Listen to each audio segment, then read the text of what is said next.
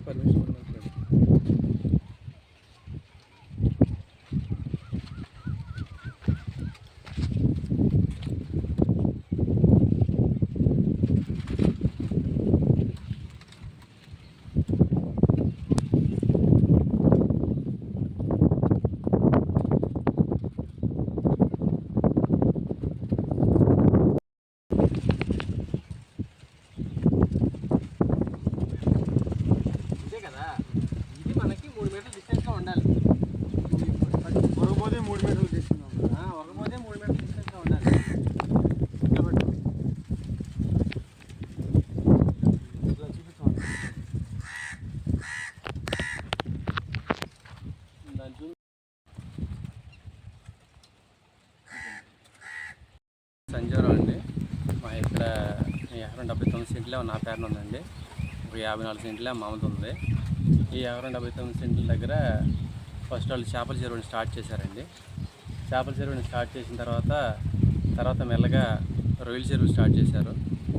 ఉప్పు నీరు తోడుతున్నారు. ఉప్పు నీరును బోరు బావులు ఒకటి వేశారు. ఆ బోరు బావులు ఉప్పు నీరులు తర్వాత ఉరక కూడా లేదు. 3 మీటర్ల ఉరకబోదు కూడా లేదండి పాత చేనికి. ఆ ఉరకబోదు లేని కారణంగాను ఆ ఉప్పు నీళ్ళ కారణంగాను ఉప్పు చేలో దిగి మొత్తం అసలు పంట పండడానికి వీలు లేకుండా పోయింది. చూడండి, ఒకసారి చూస్తున్నారు కదా, కొంత పొలం కనీసం ఎకరం పొలం నేను కనీసం ఓడట్లేదు. ఎందుకు ఓడట్లేదంటే ఆల్రెడీ ఊడ్చిన పొలం చూస్తున్నారు కదా, మొత్తం చచ్చిపోయింది. అది ఉప్పు నీరు అంతా దిగి మొత్తం పొలం చచ్చిపోయింది.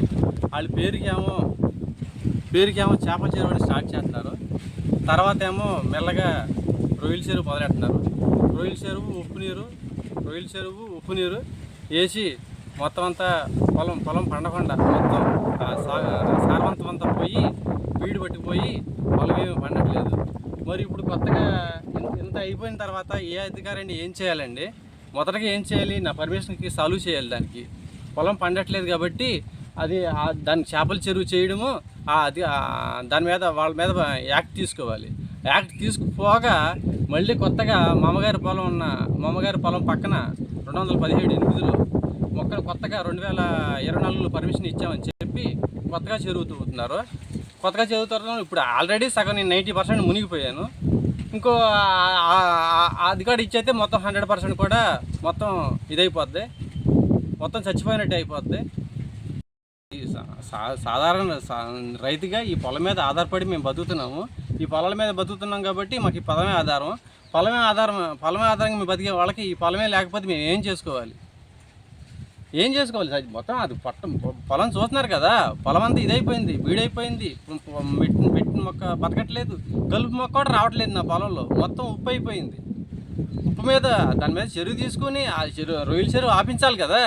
రొయ్యల చెరువు ఆపించిన పైపించి పోగా మళ్ళీ 2024లో పర్మిషన్ ఉందని చెప్పి కొత్తగా చెరువు తోతున్నారు. ఈ రోజున నేను కలెక్టరేట్లో స్పందనలో పెట్టాను. 2 నెలల నుంచి తిరుగుతున్నాను.